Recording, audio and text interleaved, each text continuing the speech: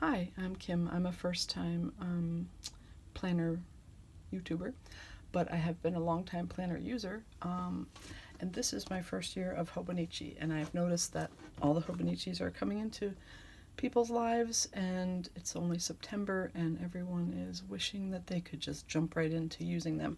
So I thought about it, and I decided to make a video of things you could do before January 1st with your Hobonichi.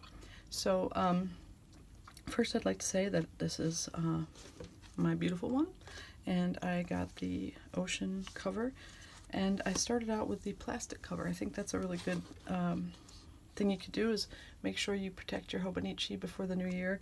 If you don't already have a plastic cover, they're only a few bucks, and they fit really well, and they have even add like little extra pocket space in a way.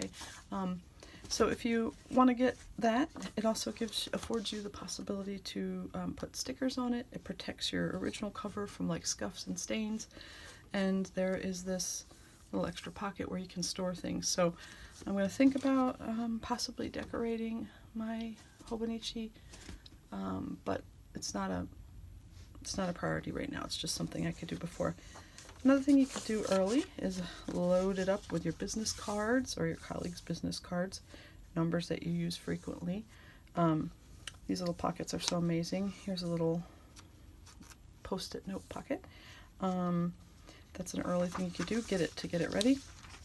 This is the yearly, 2-3 year calendar, and you could use your highlighter to pick out important birthdays and highlight them, or you could, I've seen people use it as a tracker. You could kind of schedule out your jogging days or your workout days here or something like that, so at a glance you can see what you plan to do throughout the year. Just long-term vacation planning or things like that. So this is the actual 2020 year planner calendar, which you can get much more in depth if you're going on vacation in February, if you have a work trip, anniversaries, important dates that recur every year. This is the place to do it. You could also put some of your goals for each month down here, either up here or down here. I think I might use the top 3 as simple things that I want to accomplish that month, and then I might use this space to reflect on what I did or didn't do once the year starts. But you could certainly fill out your goals ahead of time and in your calendar for the month. So this is the month by month calendar, and it's very fun to use ahead of time because you could take your dates for the whole year, plug them in here for work trips, for anniversaries.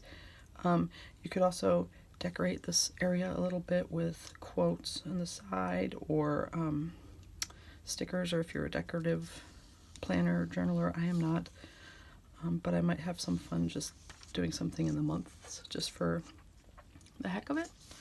So you have 12 of those to play around with.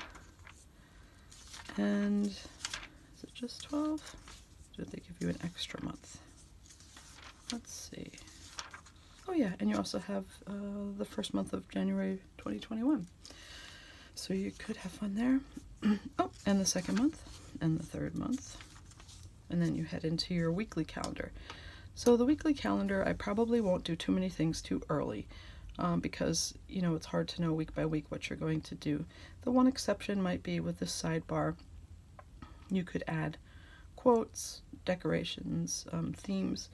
I will probably not do that because for my job I tend to use up this whole entire week space to plan. This will actually turn out to be to-do lists and things that I have to do, so I probably won't do that. If you know that you're going to use dividers, a lot of people divide this month so that they stuck, because, you know, what do you do after 11 or 12 regularly? Hopefully sleep.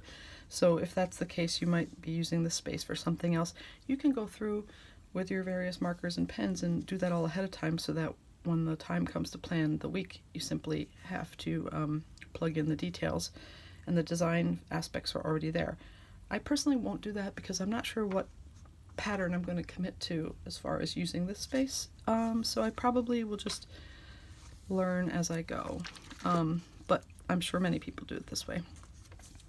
So let's go to the dailies. Now, here we go. Here's the daily. Oh yeah, the daily. So, you know, January 6th, Monday. I love the moon sign. So there are these little checklists. There is a daily quote. Again, I think that I'm going to use this space rather than a personal journal. I'll probably use it as the to-do space. I'll probably use the weeklies as the ideal week. This is what I plan to do. Here's where I'm supposed to be at this time or that time. Here's my to-do list and all that. And this will be a reflection on what actually happens, spontaneous things, personal things, also notes from meetings and things like that from the day. But ahead of time, you could take, I've been using the Google translator to translate some of these quotes. You could translate the quotes and write them down, or you could just look at them for fun with your Google Translate app. It's really fun. You could write your own quotes or your own there's a little space here in the bottom, a little blank space for a drawing or a sketch. It would be fun to do that. Let's see. Moving forward, this goes on for 365 days, which is amazing. It's going to be fun to try and make use of that space every day. So let's get in here. Okay, there's a few blank graph papers, and those I will probably use for notes. I probably won't use those ahead of time, but certainly that would be fun to transfer any charts that you use or any resources that you use from your previous planner, or you know, meal. You could use it to put in your recurring grocery list, or if you frequently have certain recipes, something like that would be a really good place to store it. The timetable, this is a very exciting thing for me. I love these. This is where you can put your ideal week. They break it down for students, for semesters, so if you're a student, you're probably not going to know what your class schedule is, but if you're out in the work world, you probably know what hours you work, when you walk the dog, when you go to the gym. So that would be a good place to put down your weekly plan as it recurs. And that can be done ahead of time. Graph paper, I'm not sure what I'll do here, but of course fun can be had. Favorites, this is going to be a really great place to put down things that people recommend to you. I probably won't use that ahead of time. That's sort of a spontaneous thing. This, however, I think I might do the last week of December as sort of like a bucket list for the year of like goals or dreams, things I want to accomplish that year. Maybe thinking about doing like personal and business, you know, goals, and just kind of like plugging them in what you plan to do that year. I don't know if I'll come up with 100, but it could be really fun to explore that. And then I love that you have this little bullet spot to check it off whether you did it or not. That's kind of cool. This, if you take a look at this, it's really interesting lettering suggestions that they give you for your journal to make it a more decorative calendar, and I like that idea. I might use some of these suggestions because they're interesting, and yet I don't think they're somewhat minimalistic. I don't think they would crowd out your journal. This is such a cool, I translated a little bit of this. This is the evolution of life on Earth placed into a yearly calendar. So January 1st, this is what's happening. You know, this is probably when ocean animals crawled out onto land, kind of thing. So if you want to translate that, that's kind of fun. This is obviously, they're just filling space with cool things here at this point. I'm not sure what this is. Might be a reorder form or checklist. I think it might be a checklist for like emergency contacts and things like that.